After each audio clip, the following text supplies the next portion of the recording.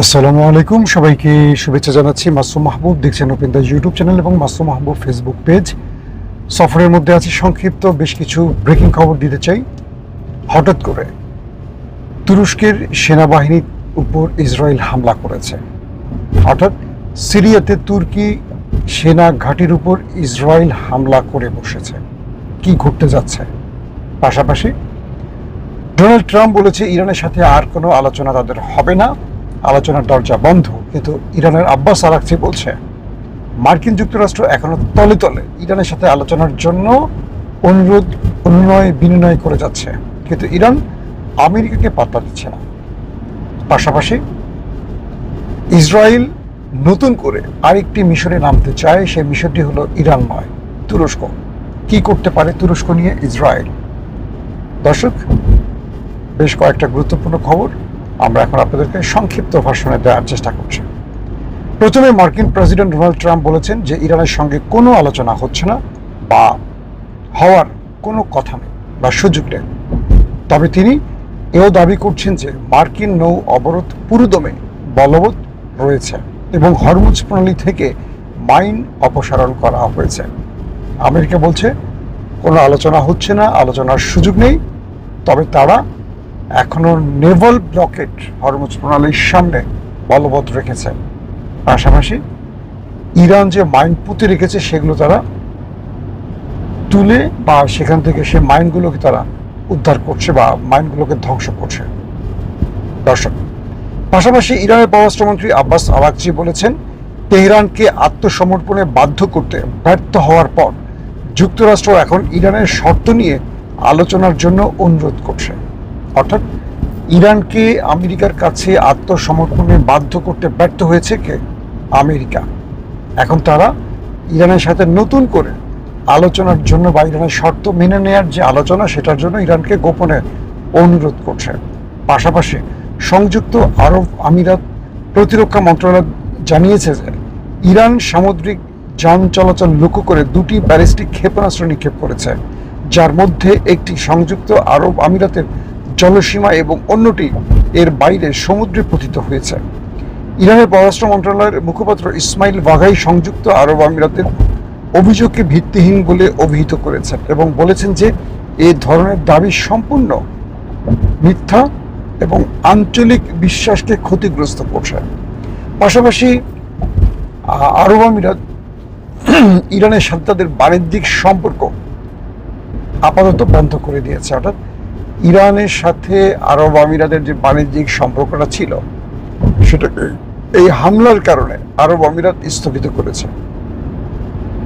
দর্শক, আগে দুটো খবর একটু বিশ্লেষণে আসি, তারপর আমরা তুরস্ক এবং ইসরায়েলের প্রসঙ্গে আসব। মার্কিন যুক্তরাষ্ট্র মাঝখান থেকে খুব বড় গলায় বলেছিল যে তারা ইরানের সাথে আলোচনা করে যাচ্ছে। পৃথিবীর কয়েকটি মধ্যস্থতাকারী রাষ্ট্র এই আলোচনা করছে যাতে করে এই অঞ্চলে শান্তি তৈরি হয়। সেই ট্রাম্প বলছেন যে ইরানের সাথে তাদের আর কোনো আলোচনা হচ্ছে না। আবার যেই ট্রাম্প কদিন আগে আবারও বলেছিলেন আলোচনা ফলপ্রসূ হচ্ছে, শীঘ্রই সংকট কেটে যাবে, হরমুজ প্রণালী ওপেন করা হবে, আবার সেই ট্রাম্প বলছেন আলোচনার কোনো সুযোগই নেই। একজন প্রেসিডেন্ট প্রতিদিন নতুন নতুন নিজের বক্তব্যগুলো দিচ্ছেন, এর কারণটা কি? আসলে এর কারণটা হলো ট্রাম্প ইরানকে বাধ্য করতে পারছেন না তার শর্ত মানতে, বরং ইরান ট্রাম্পকে বাধ্য করছে তার শর্ত মানতে। যখন ট্রাম্প দেখছেন যে তিনি ব্যর্থ হচ্ছেন ইরানের কাছে, তখন মুখ দিয়ে তার বিজয়টাকে বাঁচিয়ে রাখার চেষ্টা করছেন। সহজ বাক্যে হলো ট্রাম্প বুঝতে পারছেন যে ইরান তাকে আর শুনবে না, মানবে না। তখন তিনি নিজের বিজয়টা ধরে রাখার জন্য ইরানের নিচে শুয়ে বলছে এবার কেমন লাগে দেখ, এবার কেমন লাগে দেখ। মানে দুজন ব্যক্তি মারামারি করছে, তো একজন ব্যক্তি তার শক্তিতে উপরে উঠে গেছে, নিচের ব্যক্তিকে মারছে। নিচের ব্যক্তি নিচে শুয়ে বলতেছে কিরে এবার তোর কেমন লাগে, মায়ের খাচ্ছে আর সে বোধহয় এবার তোর কেমন লাগে। তো উপরের ব্যক্তি চিন্তা করতেছে মারতেছি তো আমি, নিচের ব্যক্তি কেন এই প্রশ্ন করছে। তো আমেরিকার অবস্থাটা হলো এরকম, যখন ইরান পাত্তা দিল না, আলোচনায় বসতে রাজি হলো না, তখন আমেরিকা বলল ইরানের সাথে কোনো আলোচনা হবে না, আলোচনা দরজা বন্ধ করে দিয়েছে। অথচ ইরানের আব্বাস আরাকচি বলছে ইরানের শর্তগুলো নিয়ে আমেরিকা ইরানের সাথে বসার জন্য বারবার অনুরোধ করছে। এটি স্পষ্ট হয়ে গেছে।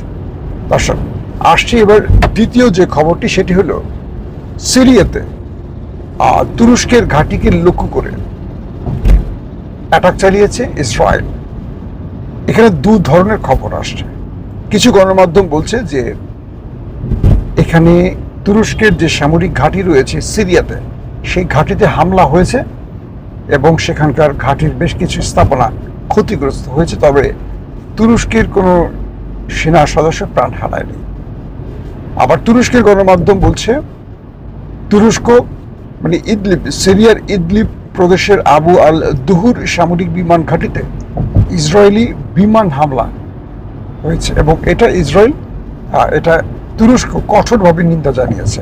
তারা বলছে ইসরায়েলের সিরিয়ার অবকাঠামো ও সক্ষমতাকে লক্ষ্য করে হামলা চালিয়ে যাচ্ছে, যেটি কোনোভাবে আন্তর্জাতিক আইন সিদ্ধ নয়। এটা কে বলছে? তুরস্ক। তাদের আনাদুলু এজেন্সি বলছে আল দহুর যে সামরিক ঘাঁটিটি আছে ইদলিবে, সেখানে ইসরায়েল হামলা করেছে। তবে মধ্যপ্রাচ্যের কিছু গণমাধ্যম বলছে যে সেখানে তুরস্কের একটা সামরিক ঘাঁটি ছিল, সেই ঘাঁটিটা ক্ষতিগ্রস্ত হয়েছে। আসলে তাহলে ইরানের সাথে লড়তে গিয়ে যে ইসরায়েল বেগ পেল বা ইরানের ধোলাই খেয়ে অবশেষে যুদ্ধ থেকে কেটে পড়ল, সেই ইসরায়েল এখন তুরস্কের মতো একটা সাহসী, শক্তিশালী, আধুনিক প্রযুক্তির সামরিক অস্ত্রের মালিক বা একটা শক্তিশালী সামরিক বাহিনীর দেশ তুরস্কের সাথে লড়তে আসছে কেন? এখানে দুটো ঘটনা আছে পর্দার অন্তরালে। একটা হলো তুরস্ক সিরিয়াতে আরো শক্তিশালী সামরিক ঘাঁটি প্রতিষ্ঠা করতে চায়। তাহলে সেক্ষেত্রে তুরস্ককে এই সামরিক ঘাঁটি তৈরিতে একটা ন্যারেটিভ তৈরি করতে হবে। সেই ন্যারেটিভটা কি হতে পারে? যে সিরিয়া এখনো বহিঃশত্রুর আক্রমণের মধ্যে আছে, তো সিরিয়ায় ইসরায়েলের হামলাটি ইসরায়েল তার স্বার্থে করলেও এটা তুরস্ক তার স্বার্থে নিয়ে আসতে পেরেছে। অর্থাৎ তুরস্ক এখন সিরিয়াতে আরো বড় শক্তিশালী ঘাঁটি প্রতিষ্ঠা করবে এবং আরো আধুনিক অস্ত্র আনবে এবং বিশ্ব সম্প্রদায়কে এটুকু বোঝাবে যে ইসরায়েল এই অঞ্চলে আবারও সন্ত্রাসী কর্মকাণ্ড করছে। দ্বিতীয়ত হলো সিরিয়া সরকার যেহেতু আন্তর্জাতিক সম্প্রদায়কে গুরুত্ব দিচ্ছে, যদিও সেখানে অদৃশ্যভাবে এরদোয়ানের কন্ট্রোল আছে পুরোপুরি, কারণ এই রাষ্ট্রটিকে বাশার আল আসাদের হাত থেকে রক্ষা করেছেন বা এই বিজয় এনে দিয়েছে তুরস্ক, একমাত্র তুরস্ক। পৃথিবীর প্রতিটি দেশ দাঁড়িয়েছিল ভিন্ন পক্ষে। রাশিয়া, ইরান দাঁড়িয়েছিল বাশার আল আসাদের পক্ষে। আমেরিকা, তুরস্ক এই বলয়টা দাঁড়িয়েছিল ভিন্ন উদ্দেশ্যে, সিরিয়াকে লুটপাটের উদ্দেশ্যে। একমাত্র এরদোয়ানের তুরস্ক দাঁড়িয়েছিল এই জোলানি বাহিনীর পক্ষে, আহমেদ আল সারারের পক্ষে। তো সেই ক্ষেত্রে সিরিয়াও এক প্রকার এরদোয়ানের ইশারায় চলে, এটি বলা হয়। এবং আজকে যে সিরিয়ার আন্তর্জাতিক সম্প্রদায়ের সাথে সম্পর্ক, এটিও সৃষ্টি করে দিয়েছে এরদোয়ান। তো সেই ক্ষেত্রে সিরিয়ার মধ্যে ইসরায়েলের এই হামলাটি দুটো প্রশ্ন তৈরি করছে যে ইরানের পরবর্তী ইসরায়েলের টার্গেট হতে যাচ্ছে তুরস্ক, এবং তুরস্ক এই আক্রমণের মাধ্যমে বিশ্ব সম্প্রদায়কে এইটুকু বোঝাচ্ছে যে আমাদের সময় হয়েছে ঐক্যবদ্ধ হয়ে ইসরায়েলকে একটা বড় ধাক্কা দেয়া। অর্থাৎ সাম্প্রতিক সময় পাকিস্তান, সৌদি আরব, তুরস্ক যে সামরিক জোটটি করলো এবং এখানে আরো অনেকগুলো দেশ, ধারণা করা হচ্ছে 15টি দেশ সম্পৃক্ত হবে। এই প্রত্যেকটা বিষয়কে বৈধতা দেয়া এবং এগুলোর পক্ষে ঐক্যমত প্রতিষ্ঠা তুরস্কের একটা লক্ষ্য আছে। তবে ইসরায়েল যে সিরিয়ার ভেতরে হামলা করেছে এবং এটি যদি সত্যিকার অর্থে তুরস্কের ঘাঁটি হয়ে থাকে, তুরস্ক এই হামলার প্রতিঘাত করতে যাচ্ছে শীঘ্রই, এটা আমরা নিঃসন্দেহে বলতে পারি, কারণ তুরস্ক ছাড়বে না। তবে তুরস্ক খুব কৌশলী। তুরস্ক এই ক্ষেত্রে সিরিয়া হয়ে আক্রমণটা করতে পারে, নিজেদের নামে না। কারণ তুরস্ক এইটুকু জানে তারা ন্যাটোর শক্তিশালী পার্টনার বা রাষ্ট্র। তো আর্টিকেল 5 অনুযায়ী কোনো ন্যাটোর দেশকে ভিন্ন কোনো দেশ আক্রমণ করলে ন্যাটোর সবগুলো দেশ একজোট হয়ে শত্রুর বিরুদ্ধে লড়াই করবে। এটি হলো ন্যাটোর আর্টিকেল 5 ধারা। কিন্তু এটুকু বলা যায় একমাত্র মুসলিম দেশ তুরস্ক ন্যাটোর, যারা আক্রান্ত হলে ধারণা করছি আমেরিকা বা ইউরোপের কেউ এগিয়ে আসবে না। তো তুরস্ক এটা ভালো করে বোঝে। তাই তুরস্ক যদি এই মুহূর্তে সিরিয়ার সাথে ইসরায়েলের সাথে লড়াইতে জড়িয়ে যায়, আমেরিকার কারণেই হয়তো অনেক দেশ তুরস্কের পাশে দাঁড়াবে না। যদিও ন্যাটোর দেশ নয় ইসরায়েল, কিন্তু ন্যাটোর দেশ তুরস্ক হওয়ার পরও তুরস্ক এখানে সাপোর্ট পাবে না, এটি তুরস্ক বোঝে। তাই তুরস্ক এখানে খুব টেকনিক্যালি বা খুব কি বলবো হিকমতের সাথে কিছু কাজ করছে। এখন দেখার পালা নেতানিয়াহু আসন্ন নির্বাচনে পরাজয় ঠেকাতে যুদ্ধটাকে আরো দীর্ঘ করে কোনো রকম এখান থেকে বাঁচার সুযোগ পান কিনা, এবং ইরানের পরবর্তী তুরস্ককে যুদ্ধে টেনে আনার যে চেষ্টাটা রয়েছে নেতানিয়াহুর, এটা সফল হন কিনা। মনে রাখতে হবে নেতানিয়াহু আরেকটা ফ্রন্টের যুদ্ধ চান তার ক্ষমতায় বসে থাকার জন্য। আর এরদোয়ানের মতো একজন ডাকসাইটে বুদ্ধিমান প্রজ্ঞাবান পলিটিশিয়ান নেতানিয়াহুকে সেই সুযোগটি দেবেন কি দেবেন না, সেটা হয়তো সময়ের আলোকে আমরা বুঝতে পারবো।